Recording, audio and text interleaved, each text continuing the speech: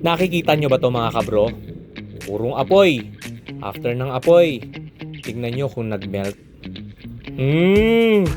Ito pa isa. Ito yung mga iba-ibang grasa na nasa market. Initan ng likod, bagsak. Konting init, bagsak. The next, initan ng likod, bagsak. Yung apoy natin nasa likod mga kabro ha. And then, the other side, init, tutok, bagsak agad. Ito yung high temp grease ni kabro. Tutukan mo. Tutok na tutok yan. Nakikita nyo, nasusunog na yung part ng metal. Anong ibig sabihin?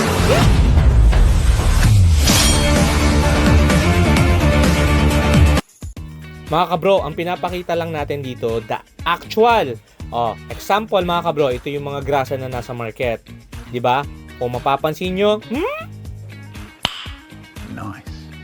melt siya mga kabro. Para na siyang yelo, no? Nilagyan ng apoy, nag-melt. Diba? At paano pa kaya actual mga kabro? Ibig sabihin, pag actual yan, tatalsik yan sa lining, pwedeng sa pulley, sa belt. Ina-aware lang natin mga kabro, ano ba yung dapat na grasa na dapat nasa ating mga bearing. Especially mga kabro, doon sa torque drive bearing. Lalo na pag mamataas yung RPM. Lalo na yung mga naglo-long ride. Lalo na yung mga gumagamit ng mga motorcycle taxi. Yung halos 12 hours. Ito yung pinaka-actual na ginagawa natin mga kabro.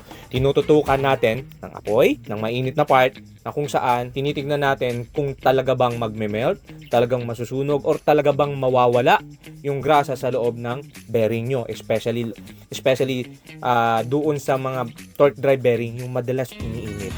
So, tinututukan natin.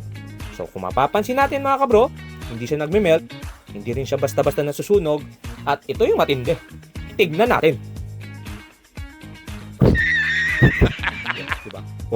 Diba? Todo-todo na yung apoy niyan, pero tignan nyo. Nag-melt ba? Hindi. Hindi rin nasunog? Hindi. Kaya let's go. Bro.